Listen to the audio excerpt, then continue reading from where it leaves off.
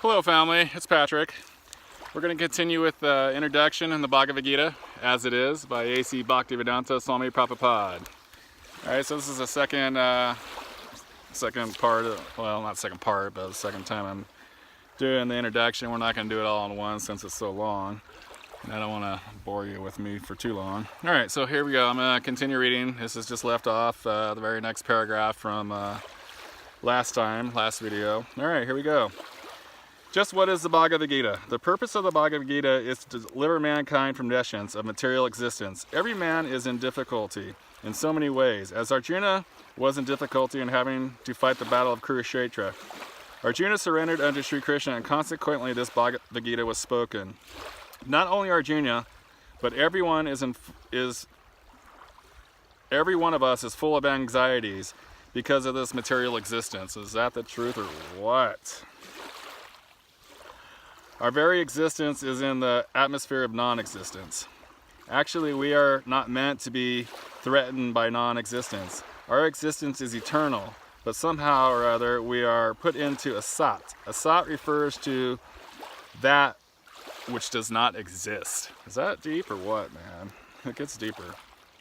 Out of so many human beings who are suffering, there are a few that are actually inquiring about their position, as to know what they are, why they are put into this awkward position, and so on. Unless one is awakened to this position of questioning his suffering, unless he realizes that he doesn't want suffering, but he'd rather wants to make a solution of all sufferings, then one is not to be considered a perfect human being. Yeah, that's what I was saying. You know, we gotta. That's just start questioning, like, who am I? You know, what's going on here? Why am I here? What's all this suffering about? Why am I suffering? You know, humanity begins when this sort of inquiry is awakened in one's mind. In the Brahma Sutra, the inquiry is called Brahma Jignasa. Every living entity of the human, every activity of the human being is to be considered a failure unless he inquires about the nature of the absolute. Therefore, those who begin to question why they are suffering, or where they come from and where they shall go after death, are proper students for understanding the Bhagavad-gita. The sincere student also have a firm respect for the Supreme Personality of Godhead. Such a student was Arjuna. Lord Krishna descends specifically to reestablish the real purpose of life when man forgets that purpose. Like I was talking about the parampara, you know, the disciplic succession being lost over time, so he has to reinsert it. Even then, out of many, many human beings who awakens, there may be one who actually enters the spirit of understanding his position. And for him, the Bhagavad-gita was spoken. Actually, we are all followed by the tiger of nescience, but the Lord is very merciful upon living entities, especially human beings. To this end, he spoke the Bhagavad-gita, making his friend Arjuna his student. Being associate of the Lord Krishna, Arjuna was above all ignorance, but Arjuna was put into ignorance on the battlefield of Kurukshetra just to question Lord Krishna about the problems of life, so the Lord could explain them for the benefit of future generations of human beings. That's pretty crazy, huh? I mean, so Krishna was already awake, he was already cool, he knew what was going on, but he was put into this lamentation, just, you know, didn't know what to do, just because, so he had questioned Krishna, so this Bhagavad-gita could be written for the future of mankind, so we can understand Lord Krishna. That's pretty deep. So it's like I said, Lord Krishna about for the future of human beings, and chalk out a plan of life. The man could act accordingly in perfect mission of human life. The subject of the Bhagavad-gita entails the comprehensive of 5 basic truths. First of all, the science of God is explained, and then the constitutional position of the living entities. There are jivas, that's living entity, There is Ishvara, which means controller, and there is Jivas, the living entities which are controlled. So a Jiva is a living entity that's controlled. So you got a controller and the controlled. There is Ishvara, which means controller, and there are Jivas, the living entities which are controlled. It is, if a living entity says that he is not controlled but he is free, then he is insane. Are you not controlled? Are you free? Think about it. I don't know. I'm not just... That's what the book says. Think about it. The living being is controlled in every aspect. If you think you're not, think about it again. At least in the conditioned life. So the Bhagavad-gita, the subject matter deals with Ishvara, the supreme controller. That's Krishna. And the Jivas, the living entities, us. The controlled living entities. Prakriti means material nature. And time, the duration of existence of the whole universe or the manifestation of material nature. And karma, activity, are also discussed. The cosmic manifestation is full of different activities. All living entities are arranged in different activities. From Bhagavad-gita, we must learn that must learn what God is, what the living entities are, what Prakriti is, what the cosmic manifestation is, and how it is controlled by time, and what the activities of the living entities are. So yeah, there's a lot of information in this book, man. Out of these 5 basic subject matters, the Bhagavad-gita is established that the Supreme Godhead, or Krishna, or Brahman, or Supreme Controller, or Paramatma, you may use whatever name you like, is all the greatest. You may use whatever name you like, is the greatest of all. The living beings are in quantity like the Supreme Controller for existence. The Lord has control over the universal affairs, over material nature, etc., as will be explained later in the chapters of the Bhagavad-gita. Material nature is not independent. It's not independent from God, This Mother Nature, she's not independent from God. This material nature is not independent. This material universe. She's acting under the directions of the Supreme Lord. As Krishna says, Prakriti is working under my direction. When we see wonderful things happening in the cosmos, the cosmic nature, we should know that behind this cosmic manifestation there is a controller. Krishna! Things happening, shooting stars, everything. It's all ultimately done by Krishna, Nothing could manifest without being controlled. So everything's controlled. Nature, the wind, this beautiful water right here, the way it's moving. You think it's just doing that because? No, there's a little breeze along there. Where's that breeze come from? It's all controlled, that was kind of like awakening for me. Is like knowing how God is so intertwined with our lives and he's not so far away was really a really mind-opening experience for me, because it makes it more personal. He's everywhere. He's controlling everything. He's got his part, his hand in everything. It's not like we're here on earth and forgot you, go ahead, figure it out, It's like he's everywhere, controlling everything. It's a beautiful, beautiful synergy, It's a whole beautiful synergy between us and the Lord. It's a dance. That dance. Okay. Sorry, I get a little crazy.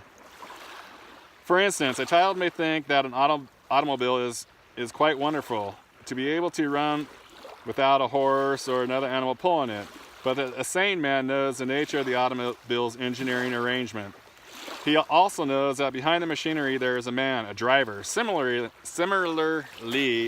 the Supreme Lord is the driver under whose direction everything is working. Now the jivas, or the living entities, have been accepted by the Lord, as we will note in later chapters, as parts and parcels. A part a particle of gold is also gold. A drop of water from the ocean is also salty. And similarly, we, the living entities, being a part and parcel of the Supreme Controller, Ishvara, Bhagavan, Lord Sri Krishna, have all the qualities of the Supreme Lord in minute quantity. That's just like you got qualities from your parents, you know. He's our parent, he's our maker, you know. So it's like we have qualities of our mom and dad, you know, in the material sense of this body. So I think that's pretty much what it's meaning. But in minute quantities, you know, because we're not like our mom and dad. We got some genes that are not. Because we are minute as far as subordinate.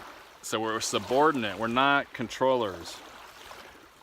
We are trying to control nature, as presently we are trying to control space or planets. And this tendency to control is there because it is in Krishna. So that's why everybody wants to control, you know, we want to control everything. It's because it's in our nature, you know, it's in our genes. It's in Krishna because he's the supreme controller. But we need to realize we're not. But although we have the tendency to lord it over material nature, we should know that we are not the supreme controller. This is explained in the Bhagavad-gita. Okay, all right, I'll do a little more. What is material nature? This is also explained in Gita as inferior prakriti, inferior nature. The living entity is explained as superior prakriti. Prakriti is always under control, whether inferior or superior. Prakriti is female, and she is controlled by the Lord, just as the activities of a wife are controlled by the husband. Well, not nowadays. Prakriti is also subordinate, predominated by the Lord, who is a predominator. The living entities and material nature are both predominated, controlled by the Supreme Lord. According to the Gita, the living entity, although parts and parcels of the Supreme Lord, are to be considered prakriti. This is clearly mentioned in the 7th chapter, 5th verse of the Bhagavad-gita. This prakriti is my lower nature. And beyond this, there is another prakriti, jivam bhutam, the living entity. Prakriti itself is constituted by three qualities: the mode of goodness, the mode of passion, and the mode of ignorance. Above these modes, there is eternal time. By the combination of these modes of nature and under the control and preview of eternal time, there are activities which are called karma.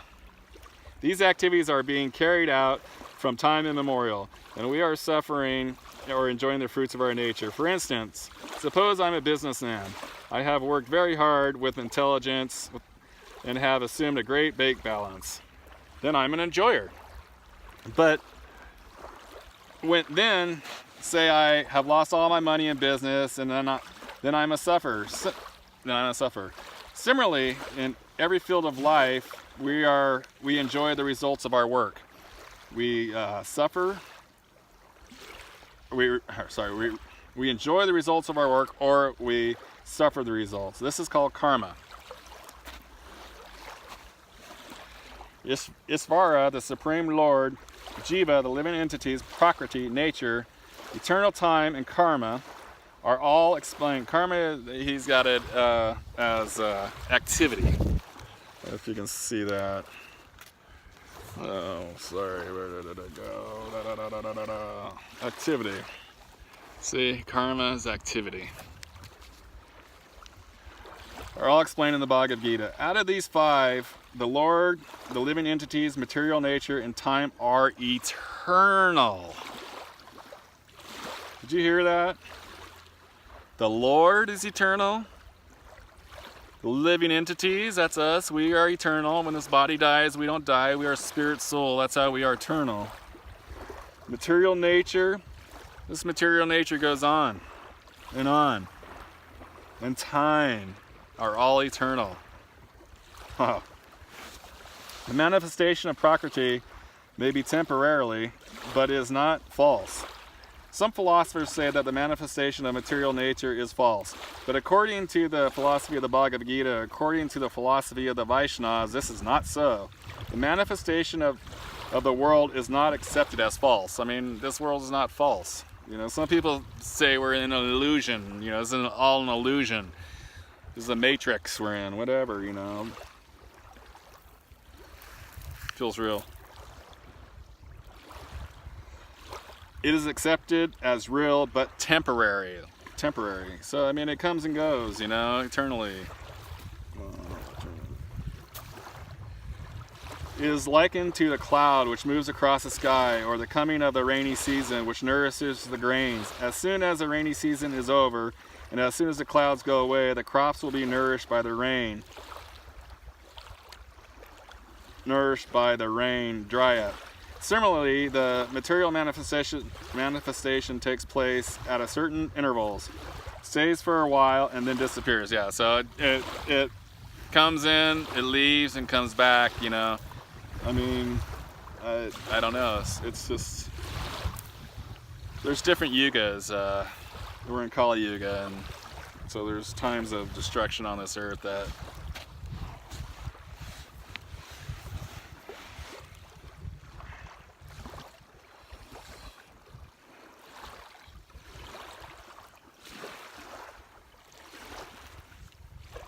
I'm gonna stop right there. Well, yeah, I'm gonna stop right there because I lost my spot.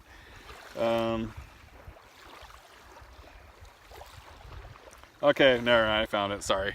Okay, therefore, Prakriti is eternal and is not false. The Lord refers to this as my Prakriti, the material nature. This is the separated energy of the Supreme Lord. And similarly, the living entities are also energies of the Supreme Lord, but they are not separated. So we're energies of the Supreme Lord, but we're not separated. They are eternally related. So the Lord, the living entity, material nature, and time are all interrelated and are all eternal. However, other item, karma, is not eternal. Thank God. Or thank you, Krishna. The effects of karma may be very old indeed.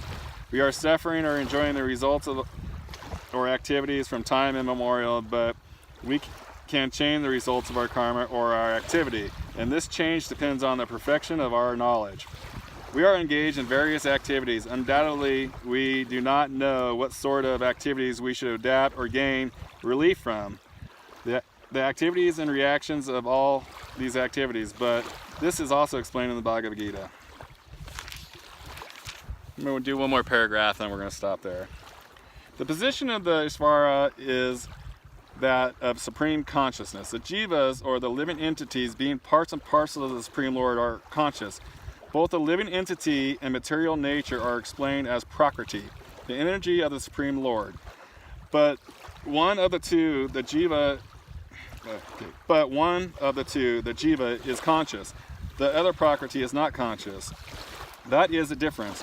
Therefore, the jiva Prakriti is called superior because jiva has consciousness, which is similar to the Lord's. The Lord is supreme consciousness, however, and one should not claim that the jiva, the living entity, is also supreme conscious.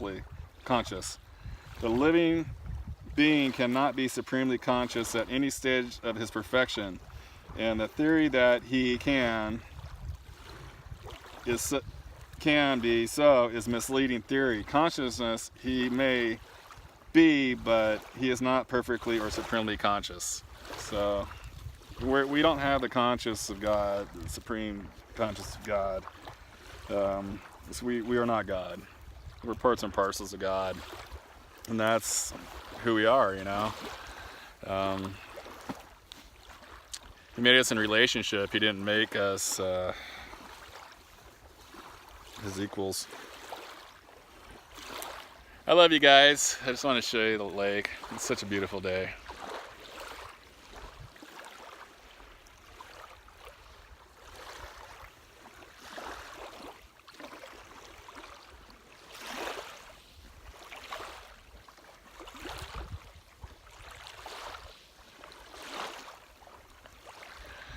Well, anyways, have a great day. Hare Krishna. I'll see you soon.